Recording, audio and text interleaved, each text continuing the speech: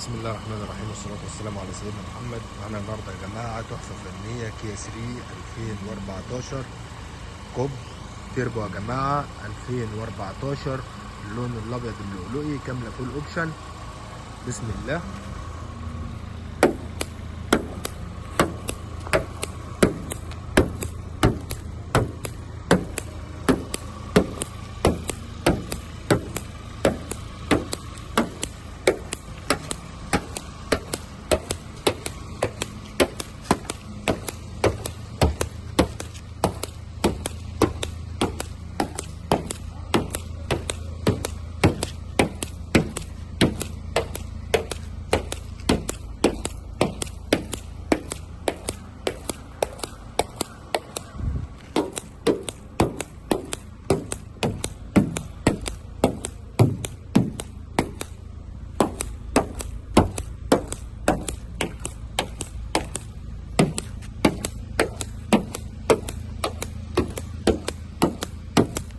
بسم الله ما شاء الله، ربنا يبارك لصاحب النصيب يا رب.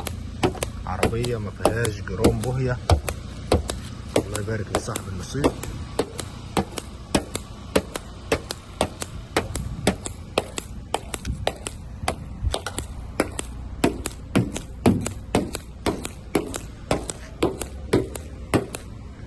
بسم الله ما شاء الله، الله يبارك لصاحب النصيب يا رب. كيا 3 2014 تربو، العربية كوب يا جماعة.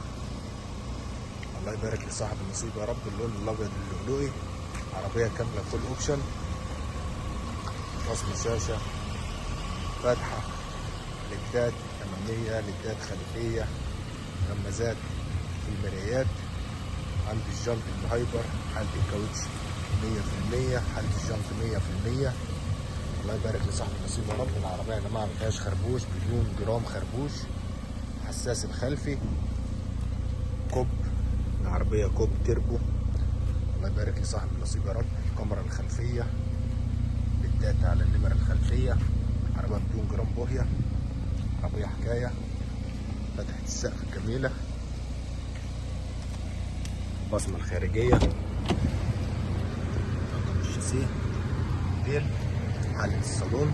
العربية بسم الله ما شاء الله يا جماعة في حالة كسر الزيرو. الشاشة الاندرويد. الله يبارك لصاحب النصيب يا رب.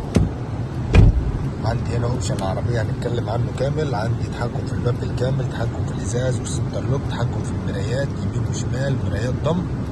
تاني يا جماعة في الازاز والسنتر لوك، تحكم في المرايات يمين وشمال، مرايات ضم، تحكم في الاضاءة الداخلية، موفر بنزين، سخانات في الطارة، مانع انزلاق. بسم الله ما شاء الله، اوبشن جميل.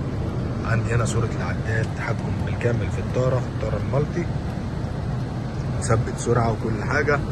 عندي هنا البصمة الداخلية، حالة البصمة بسم الله ما شاء الله لسه زي ما هي، بتدل على استخدام العربية، الساعة الرقمية ودرجة الحرارة.